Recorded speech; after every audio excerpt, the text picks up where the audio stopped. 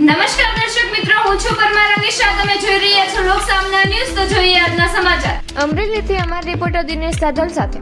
અમરેલી બાપા સીતારામ અન્નક્ષેત્ર ટ્રસ્ટ દ્વારા વિધવા મહિલાઓને રાશન કીટ વિતરણ કરવામાં આવી.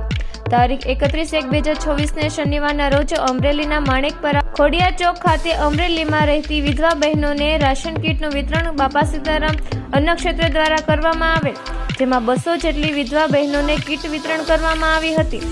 આ કાર્યક્રમમાં અમરેલી જિલ્લા પંચાયત પ્રમુખ સુરેશભાઈ પાથર ખાસ ઉપસ્થિત રહ્યા હતા, જેમાં ઉર્વીબેન ટાક, પ્રમુખ શ્રી ગુર્જર ક્ષત્રિય કડિયા સમાજ મહિલા મંડળ અમરેલી ભાજપ પ્રમુખ અતુલભાઈ કાનાણી તથા અમરેલી જિલ્લાના રાજકીય આગેવાનો તેમજ સામાજિક આગેવાનો આ કીટ વિતરણ કાર્યક્રમમાં ઉપસ્થિત રહ્યા હતા.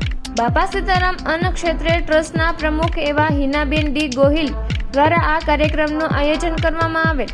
હિનાબેનની આ સેવાને દરેક આગેવાનોએ વધાવી હતી, તેમજ હિનાબેનને અભિનંદન પાઠવ્યા હતા. બાપા સીતારામ અમરેલી ટ્રસ્ટ તરફથી ગરીબ તેમજ મધ્યમ વર્ગની બહેનોને જે ગંગા સ્વરૂપા કહેવાય છે તેમના માટે કીટ વિતરણનો કાર્યક્રમ હતો અને ખૂબ જ માણેકપરા તેમજ આસપાસના વ્યક્તિને અને કહેવાય ને કે જેટલી પણ બહેનો જે છે એમને નામ લખાવેલા હતા, અમારી પાસે અગાઉ એના નામ અમે લખેલા હતા, તો તે બધાને કીટ વિતરણ કરવામાં આવ્યું છે અને ખૂબ લોકોનો સહયોગ પણ છે અને રાજકીય લોકોએ પણ આની નોંધ લીધી છે. તો અત્યારે અમારો જે આ પ્રોગ્રામ છે કે અત્યારે ઘણા જ લોકો પ્રોગ્રામની અંદર ઉપસ્થિત હતા અને ખૂબ સારો એવો પ્રોગ્રામ રહ્યો છે, તે બદલની એક યાદી છે. જય સિયારામ. એમાં સતીશભાઈ સરિયા તેમજ કાનાભાઈ ગોયલ અમારે જે પ્રમુખ છે બાપા સીતારામ અન્નક્ષેત્ર ટ્રસ્ટના પ્રમુખ જે શ્રી હિનાબેન ધર્મેશભાઈ ગોહેલ, તેમના તરફથી આ કામ થઈ રહ્યું છે. તો આવું નવું કામ ખૂબ આગળ થતું રહે તો અમારી શુભકામના.